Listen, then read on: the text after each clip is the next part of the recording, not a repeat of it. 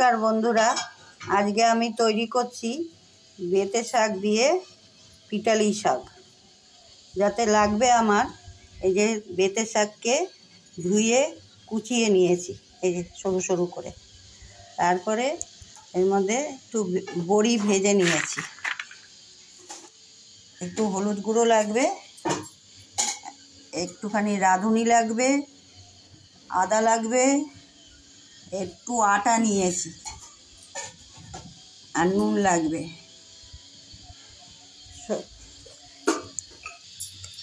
দেখুন তেলের মধ্যে আমি বড়ি ভেজে নিয়েছি। এখন এর মধ্যে আমি রাঁধুনি ফোড়ন দেব, একটু রাঁধুনি ফোড়ন দিব। তারপরে একটু আদা গ্রেট করে রেখেছি সেটাকে দিব। একটা তেজপাতা ছিঁড়ে দিলাম। এটাকে একটু ভাজা হলে এর মধ্যে শাকটা দিয়ে দেবো।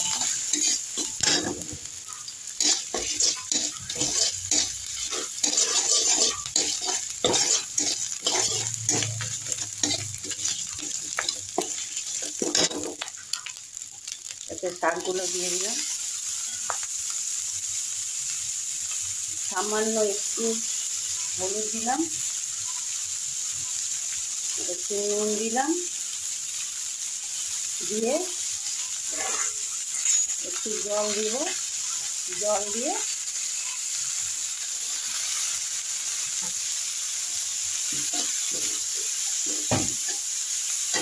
একটু জল দিব,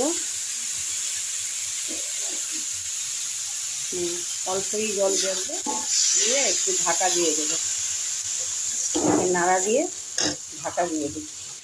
দেখুন এই রাঁধুনি নিয়েছি এতটা, আর একটু আদা নিয়েছি, এটাকে এখন শিলে বেটে নেব। বড়িগুলোকে ভেজার পরে যে গুঁড়ো করে নিয়েছি, আর ওই আটাটা নিয়েছিলাম, আটাটা একটু জল দিয়ে গুলিয়ে নিয়েছি। দেখুন শাকটা সেদ্ধ হয়ে গেছে।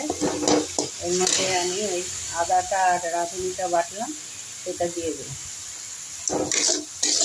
দিয়ে একটু নাড়াচাড়া করে এর মধ্যে বড়িটা দিয়ে দিলাম।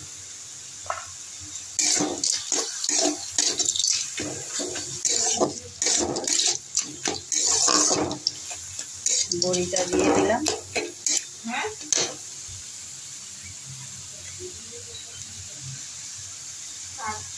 এইবার ওই যে আটাটাকে গুলে রেখেছিলাম সেইটা এর মধ্যে দিয়ে দিলাম। এর মধ্যে একটু দিয়ে জল দিয়ে দিলাম, সামান্য একটু জল দিয়ে দিলাম।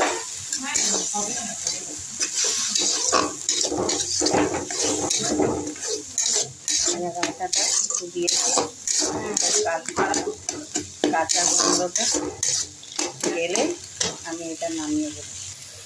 দেখুন আমার তো হয়ে গেছে, এরকম শুকনো শুকনো হবে। এরপরে নামিয়ে আমি বাটিতে দেখাবো। এই দেখুন শাকটা এমনি হয়েছে। এটা খেতেও খুব ভালো লাগে। এটার নাম পিটালি শাক কেন? ওই আটাটা গুলে দিলাম, ওইটাকেই পিটালি বলে, ওই জন্য এটাকে বলি পিটালি শাক।